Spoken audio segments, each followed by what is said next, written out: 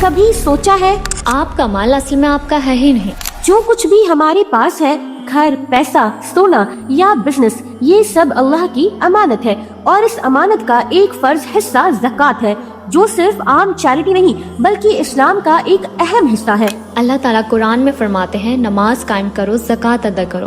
سوچئے نماز کے فوراً بعد زکوٰۃ کا ذکر کرنا، یہ اس کی عظیم اہمیت سمجھنے کے لیے کافی ہے۔ لیکن بڑا سوال یہ ہے کہ آخر کتنی زکوٰۃ دینی ہوتی ہے؟ اگر آپ کا مال نصاب کو پہنچ جائے اور اس پر ایک پورا اسلامی سال گزر جائے تو آپ پر زکوٰۃ نکالنا فرض ہو جاتا ہے، صرف 2.5%، یعنی آپ کے مال کا 40واں حصہ۔ ہاں، اگر آپ کے پاس سونا ہے اور 7.5 تولہ یعنی 85 گرام تک پہنچ جائے، یا چاندی کا نصاب 52.5 تولہ یعنی 612 گرام ہو جائے تو زکوٰۃ فرض ہے۔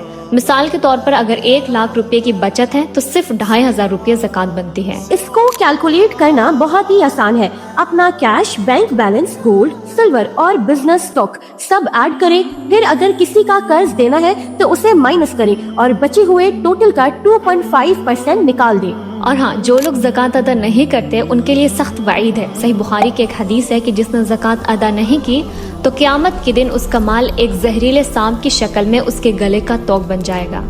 اللہ فرماتا ہے ان کے مال سے صدقہ لو تاکہ ان کو پاک کرو اور ان کو پاکیزہ بناؤ۔ زکوٰۃ دینا کیوں ضروری ہے؟ یہ صرف اپنا پیسہ کم کرنا نہیں ہے، بلکہ یہ آپ کے مال کو پاک کرتا ہے اور آپ کے رزق میں عظیم برکت لاتا ہے۔ اور یاد رکھیے، یہ کسی کا احسان نہیں بلکہ غریب کا حق ہے۔